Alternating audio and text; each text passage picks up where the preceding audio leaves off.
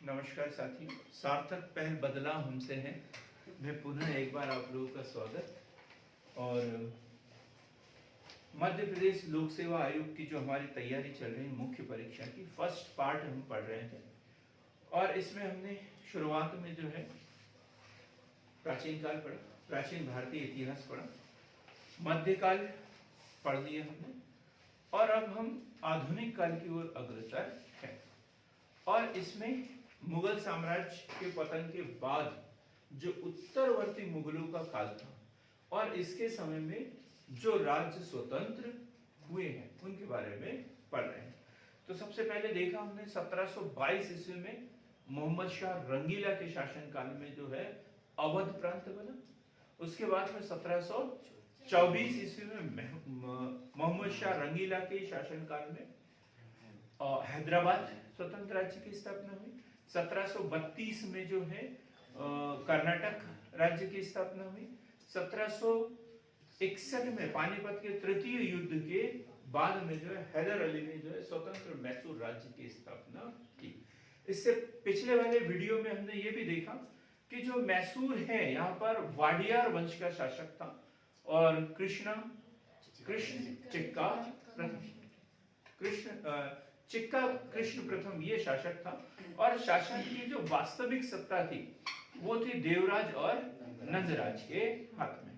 तो जो देवराज था वो उसका मंत्री था और उसके द्वारा हैदर अली को 1749 ईस्वी में उसे सैनिक के रूप में नियुक्त किया। और हैदर अली द्वारा अपनी योग्यता के बल पर, सैनिक प्रशासनिक कुशलता के बल पर उच्च पद पर नियुक्त होते गया। 1755 ईस्वी में इसे जो है फौजदार बनाया गया, डिंडीगुल का फौजदार बनाया गया। इन्होंने फ्रांसीसियों से अपने मित्रतापूर्ण संबंध स्थापित किए और उसी समय जो है 1755 ईस्वी में फ्रांसीसियों के सहयोग से डिंडीगुल में एक शस्त्रागार बनाया। 1761 ईस्वी में जो पानीपत का तृतीय युद्ध हुआ इसमें मराठों की पराजय हुई। चूंकि मैसूर राज्य जो है मराठों की अधीनता स्वीकार करता था, उन्हें चौथ देते थे ये मैसूर के शासक। लेकिन जैसे ये मराठे कमजोर हुए, हैदर अली ने जो है स्वतंत्रता की घोषणा कर दी। और इनके ऊपर नजर पड़ी अंग्रेजों की। वो देखते थे कि ये जो प्रांत है, मैसूर जो प्रांत है, बड़ा उन्नत प्रांत है, तो इसके ऊपर वो अधिकार करना चाहते थे। और हैदर अली ने इनकी अधीनता स्वीकार नहीं की, किसी प्रकार की संधि नहीं की। और जब अंग्रेजों ने इनके ऊपर दबाव बनाने की कोशिश की तो हैदर अली ने सबसे पहले मराठों से संधि की, निजाम से संधि की और अंग्रेजों से लड़ने के लिए तैयार हो गए। हमने पिछले वीडियो में पढ़ा प्रथम आंग्ल मैसूर युद्ध, वो हुआ है 1767 से 1769 के बीच में। मैसूर के जो शासक हैदर अली है, इन्होंने जो है थोड़ी सी एक विशेष प्रकार के सहयोग की नीति अपनाई और सहयोग प्राप्त किया इसने मराठों से और निजाम से। शुरुआती आक्रमण में ये जो त्रिगुट है वो पराजित हुआ और जो निजाम है वो अंग्रेजों से जाकर मिल गया था। लेकिन हैदर अली ने जो है हार नहीं मानी और दोबारा उन्होंने मद्रास पर आक्रमण किया। मद्रास पर आक्रमण भी किया, मद्रास को जीत भी लिया और वहां पर एक संधि हुई जिसे मद्रास की संधि कहते हैं, मद्रास की संधि। और इस तरीके से प्रथम आंग्ल मैसूर युद्ध जो है 1769 में समाप्त हो गया। अब हम बात करते हैं द्वितीय आंग्ल मैसूर युद्ध। द्वितीय आंग्ल मैसूर युद्ध। हम बीच में एक और कहानी देखते हैं, इसमें एक और कहानी देखते हैं। मराठों की बात करते हैं, यहाँ पर मराठों की बात करेंगे। तो इस बीच में क्या हुआ था, 1769 में तो आंग्ल मैसूर युद्ध खत्म हो गया, लेकिन मराठों से उनका विवाद शुरू हो गया।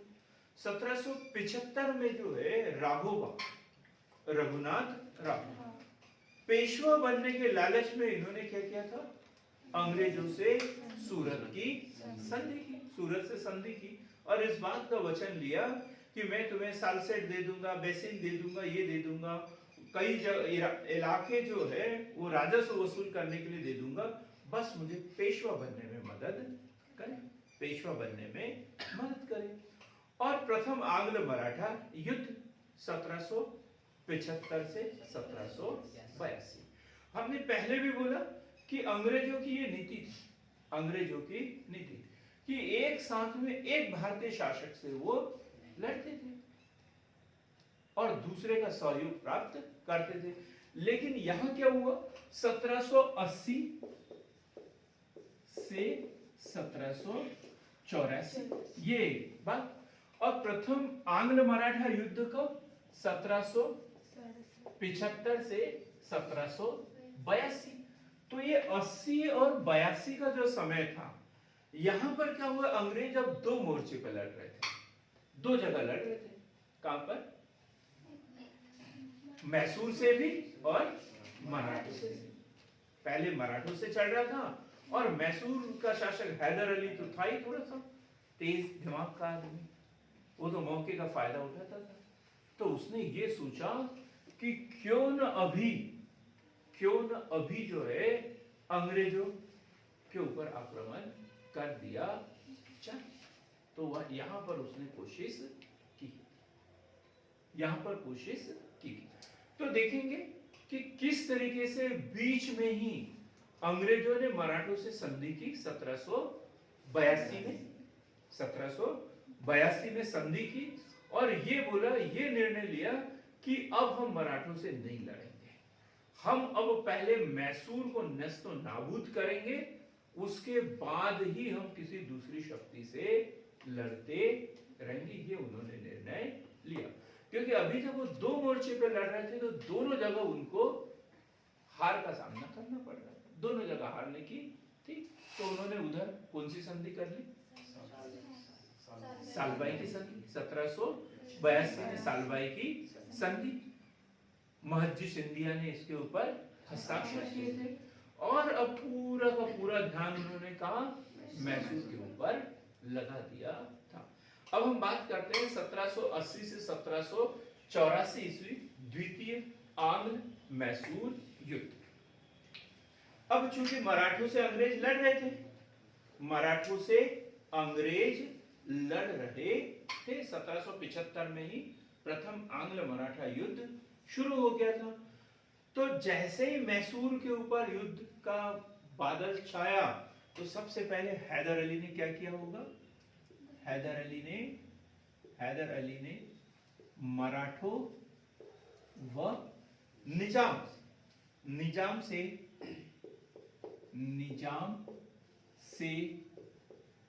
पुनः संधि कर ली, जैसे उसकी पहले से स्थिति थी। और उसका कारण क्या था, युद्ध का कारण क्या था, हमने पहले भी पढ़ा कि हैदर अली की निकटता किसके साथ में, फ्रांसीसियों के साथ में, और उन्होंने पांडिचेरी के पास में जो है माहे एक क्षेत्र है, माहे, और माहे पर जो है फ्रांसीसियों का शस्त्रागार, फ्रांसीसियों की कंपनी हुआ करती थी माहे में। जैसे सूरत में अंग्रेजों का होता था और माहे में किसका, पांडिचेरी में किसका, फ्रांसीसियों का। तो उनको लगा कि हम फ्रांसीसियों को यहाँ से भारत से भगा देते हैं, तो माहे पर आक्रमण कर लिया। तो ये द्वितीय आंग्ल मैसूर युद्ध का कारण, द्वितीय आंग्ल मैसूर युद्ध का क्या कारण था, माहे पर आक्रमण। अंग्रेजों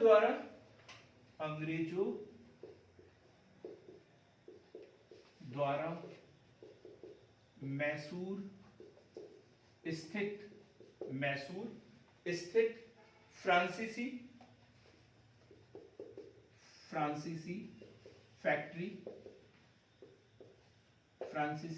फैक्ट्री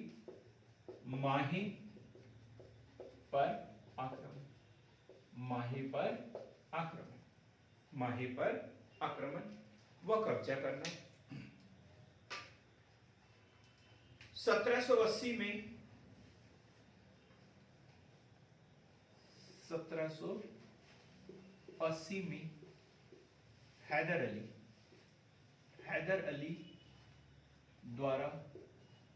अली द्वारा कर्नाटक पर आक्रमण कर, कर्नाटक की राजधानी क्या थी? अर्काट। कर्नाटक पर आक्रमण कर अंग्रेज सेनापति बेली, ये भी नाम याद रखना, बेली को परास्त कर अर्काट पर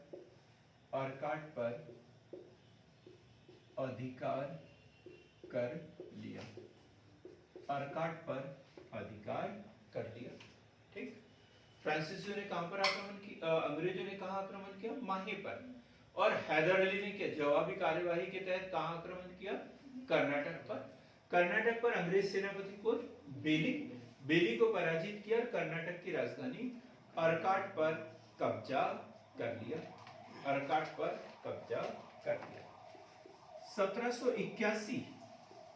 1781 आते आते क्या हुआ? जो मराठे निजाम है ये क्या हो गए? अलग होते चले। मराठे और निजाम अलग होते चले गए। अब वो अंग्रेजों से संधि करने का प्रस्ताव ढूंढ रहे थे। और अंग्रेज संधि करने के लिए कब तैयार होते? जब वो हैदर अली से दूरी बना लेते। अब युद्ध शुरू हुआ और हैदर अली जो है बीच में क्या पड़ गया? बीच में अकेला पड़ गया। तो एक युद्ध होता है पोर्टो-नोवा का युद्ध, ये अक्सर एग्जाम में पूछा जाता है, जिसमें हैदर अली घायल हो गया था। पोर्टो-नोवा का युद्ध 1781 में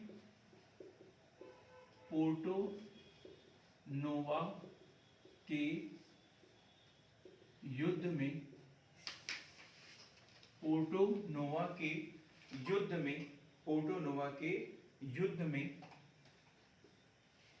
हैदर अली का सामना सर आयरकुट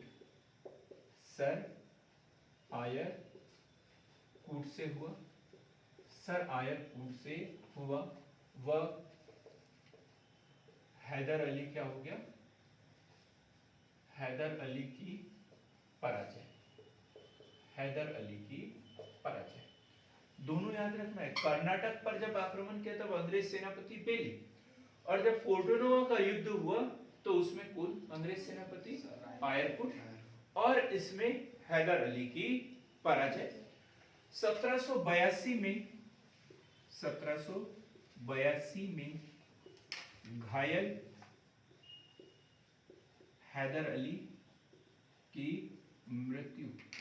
ये बोला जाता है कि ये जो पोर्टो-नोवा का युद्ध हुआ था इसी में हैदर अली घायल हो गया था। जैसे शिवाजी के का भी देखा अपन ने, उनका अंतिम जो आक्रमण था वो कहा था? जिंजी, कर्नाटक का जिंजी का किला, और जिसमें वो घायल हो गए थे और कुछ दिनों के बाद में उनकी भी मृत्यु हो गई थी। तो ऐसे यहाँ पर भी यही हुआ। पोर्टो-नोवा के युद्ध में हैदर अली का जो सामना हुआ सर आयरकुट से हुआ, जिसमें वो घायल हुआ, उसकी पराजय हुई और कुछ ही समय बाद उसकी मृत्यु भी हो गई। अब मैसूर का नेतृत्व जो है वो कौन करेगा? मैसूर का नेतृत्व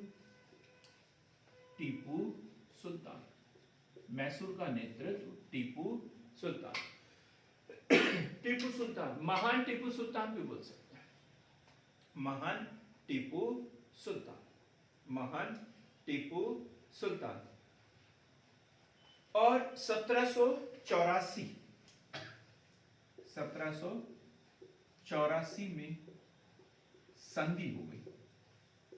कौन सी संधि? मंगलौर की संधि।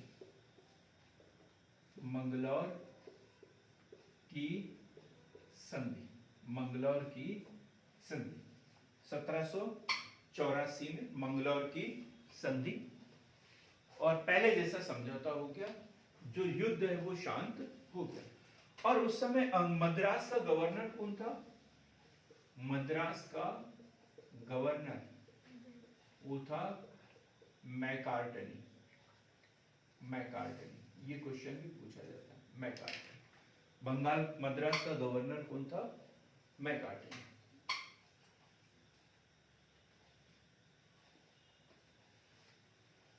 अब हम रेगुलेटिंग एक्ट की ओर जाएं तो एक था 1773 और उसके बाद में 1784 पीट्स इंडिया एक्ट। और क्या किया था इसमें? पीट्स इंडिया एक्ट के तहत, पीट्स इंडिया एक्ट से ही क्या किया था कि मद्रास, बंबई, ये गवर्नर की शक्तियां धीरे धीरे किसको दे दी? बंगाल के गवर्नर को हस्तांतरित करना शुरू कर दिया था। पहले ये तीनों बराबरी के होते थे, लेकिन अब क्या अंतिम निर्णय को बंगाल का गवर्नर जनरल लेगा। तो अब ये जो मद्रास के गवर्नर ने जो संधि की थी, तो इसकी बड़ी आलोचना की गई अंग्रेजों के द्वारा। बोले कैसा पागल है ये मैकार्टनी, संधि किया, सब कुछ किया, उसके बावजूद उसके हाथ से कर्नाटक भी निकल जाएगा और मैसूर भी निकल जाएगा, उसके हाथ में कुछ नहीं बचेगा, ये बोल के इसकी आलोचना की गई थी। और उस समय है वॉरेन हेस्टिंग्स। कौन है? बंगाल का गवर्नर कौन है उस समय? Warren Hastings. और वॉरेन हेस्टिंग्स ने मंगलोर की जो संधि हुई है उसकी शर्तों को बिल्कुल भी पसंद नहीं किया, बिल्कुल भी पसंद नहीं किया, बिल्कुल भी पसंद नहीं किया। और क्या बोला इसने? कैसा व्यक्ति है लॉर्ड मैकार्टनी, कैसा व्यक्ति है लॉर्ड मैकार्टनी। ये संधि के बावजूद वो दोनों प्रांतों से हाथ धो बैठेगा। दोनों प्रांत कौन से? कर्नाटक और मैसूर, दोनों प्रांतों से हाथ धो बैठेगा। तो देखो बड़े अच्छे से 1784 में युद्ध समाप्त हुआ था। टीपू सुल्तान नहीं चाहता था कि कोई युद्ध हो, क्योंकि उनके पिताजी की मृत्यु हो गई थी 1782 में। वो युद्ध नहीं चाहता था, वो समझौता चाहता था और समझौता हुआ भी। लेकिन फिर भी अंग्रेज क्या है, उसके ऊपर अब युद्ध थोपना चाहते थे, क्योंकि 1784 की जो मंगलोर की संधि है उससे अंग्रेज खुश नहीं थे और लॉर्ड मैकार्टनी की ये भूल समझते थे।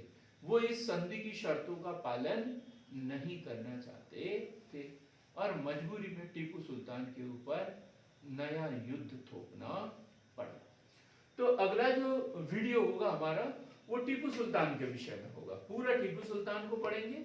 तृतीय आंग्ल मैसूर युद्ध, चतुर्थ आंग्ल मैसूर युद्ध, मैसूर का पतन, ये पूरा का पूरा हम इसमें पढ़ेंगे।